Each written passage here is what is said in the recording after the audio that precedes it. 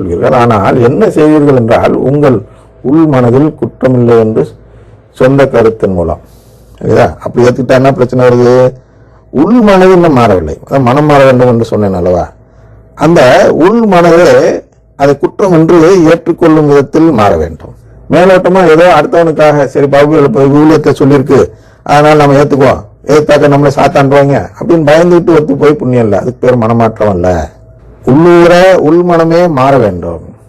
அதனால் இப்படி சும்மா ஒப்புக்கு பைபிள சொல்லியிருக்குன்னு பயந்துட்டு ஏற்றுக்கொண்டால் என்ன நடக்கிறது என்றால் சிசிசி 2779 பிரச்சனை வருகிறது. என்ன வருது என்றால் சிலை வழிபாடு. என்ன சிலை வழிபாடு? சொந்த கருத்து. உள்ளத்தில் சொந்த கருத்து இருக்கும்.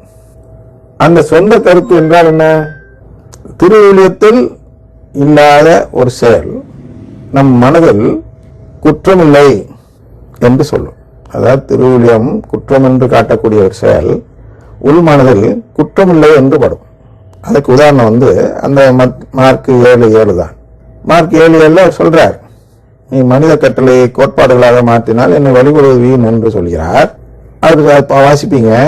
ஆனா உள்மனை என்ன சொன்னா, அதெல்லாம் அப்படி இருக்க வாய்ப்பு இல்லை, ஏதோ இந்த இடத்துல தப்பா சொல்லிட்டார் இயேசு, யோசிக்காம சொல்லியிருப்பார் அப்படின்னு உள்மனதை சொல்லும். அதை நாம் ஏற்றுக்கொள்ள மறுப்போம். ஆனா மேலோட்டமா ஆமாமா அப்படின்னு ஒத்துக்குவோம். அதுக்கு பேர் தான் ஏமாற்றும் செயல், கடவுளை ஏமாற்றும் செயல். அப்ப இவங்க யாருன்னா சிலை வழிபாடு செய்பவர்கள். ஏனால் இவர்கள் சொந்த கருத்து தான் அவர்கள் உள்ளத்தை ஆட்டி படைக்கிறது. அது தப்பு இல்லை அப்படின்னு சொல்லக்கூடிய சொந்த கருத்து. எது தப்பு இல்லை? மனித கட்டளையை கோட்பாடுகளாக நம்புவது தப்பில்லை என்று சொன்னால் நாம் திருவிழத்துக்கு எதிராக சிந்திக்கிறோம். ஆனால் அது தப்பில்லை என்று மனசாட்சி சொல்லும் போது, உள்மனம் சொல்லும் பொழுது நாம் அதை திருத்திக் கொள்ளாமல் விட்டு விட்டால் நாம் உள்ளத்தில் என்ன செய்கிறோம் என்றால் சிலை வழிபாடு செய்கிறோம். அதை இங்க சொல்லிடுறோம் என்று சொந்த கருத்தின் மூலம் சிசிசி 2780க்கு எதிராக சொல்லி அவர்களோடு உறவு வைத்துக் கொள்கிறோம். திருப்பி அங்க வரும், உறவு குறைகிறோம். ஏன்? அவங்களும் அதை செய்கிறார்கள். பல லட்சத்தையும் தாண்டிய விதத்தில் பிரிவினை சபைகள் பிரிந்து இருக்கும் கிறிஸ்தவ சபைகள் இருக்கின்றன என்று கணக்கு போடுகிறார்கள் அல்லவா? அவர்கள் எல்லாம் செய்யும் ஒரே தப்பு என்று கூட சொல்லலாம். எது என்றால் இந்த சொந்த கருத்து தான். இந்த சொந்த கருத்து அடிப்படையில் தான் அவர்கள் திருவிழியத்தை படிப்பார்கள். அதனால் என்ன ஆச்சுன்னா 1,00,000க்கும் மேலான சொந்த கருத்து உள்ளே புகுந்து விட்டது எங்க உலகத்தில். அப்ப ஒவ்வொருத்தரும் ஒரு சொந்த கருத்து எடுப்பார்.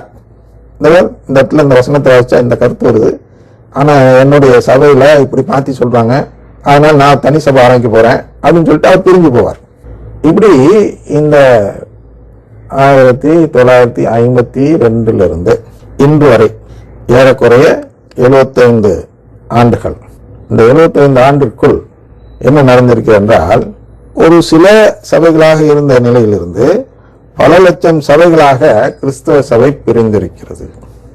ஏன்னா அந்த 1952 தான் இந்த கோட்பாடு, அதாவது திருவிழியத்தை ஒரு உதவியோடு படிக்க வேண்டும் என்ற நிலை மாறி குரு இல்லாமலே, அதாவது உதவி செய்பவர் இல்லாமலேயே நாம் சொந்தமாக படித்து அதிலிருந்து சொந்தமாக பொருள் எடுத்து சொந்தமாக செயல்பட்டுக் கொள்ளலாம் என்ற ஒரு நிலைப்பாடு அந்த நிலைப்பாடு எங்க வருகிறது? அடையாளங்களை காண்கிறது.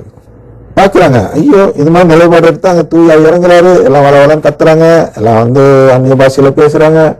அப்புறம் என்ன சொல்றாங்க, எல்லாம் தீர்க்க தரிசனம் தெரியுது, குணமாகுது, முடவன் குணமாகிறான், கண்ணு தெரியுது அப்படின்னா கடவுள் இந்த சொந்த கருத்தை தான் ஏத்துக்கிட்டாரு அப்படின்னு நினைச்சுக்கிட்டு அவர்கள் சொந்தமா சபை பிரிந்து ஆரம்பிக்கிறார்கள்.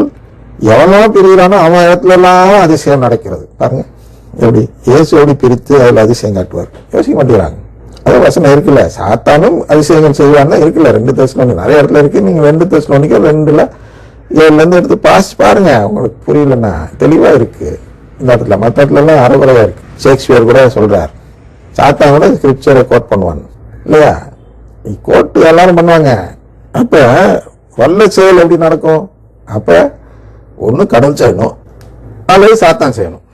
அப்ப ஆராய்ச்சி பண்ணி பார்த்து இது சாத்தானின் செயலா கடவுளின் செயலா என்று கண்டறிய வேண்டும். எப்படி கண்டுள்ளது? அதான் இங்க சொல்லித்தரார். பயனுள்ள செயலா பயனற்ற செயலான்னு ஆராய்ச்சி செஞ்சு பாருங்க, பவுலடியார் சொல்லி கொடுக்கிறார். ஏன்னா அவர் காலத்திலேயே அது போலி கூட்டம் வந்திருக்கிறது. அதை ஒரு இது மூலயமா கட்டுப்படுத்தி இருக்கிறார். இப்படிலாம் ஆராய்ச்சி பண்ணி சரியான வழிக்கு வாங்கன்னு சொல்லி கொடுத்து 1500 ஆண்டுகள் ஏறக்குறைய காப்பாற்றி வந்தார்கள். இன்றிலிருந்து 500 ஆண்டுகளுக்கு சரியாக 500 ஆண்டுகளுக்கு முன்பு ஒருவர் வருகிறார். அவர் பேர் தான் மார்ட்டின் லூத்தர். அவர் ஒரு சொந்த கருத்தை எடுத்து கொண்டு வருகிறார். அதனால அவர் பேர் சொல்ல வேண்டியிருக்கிறது.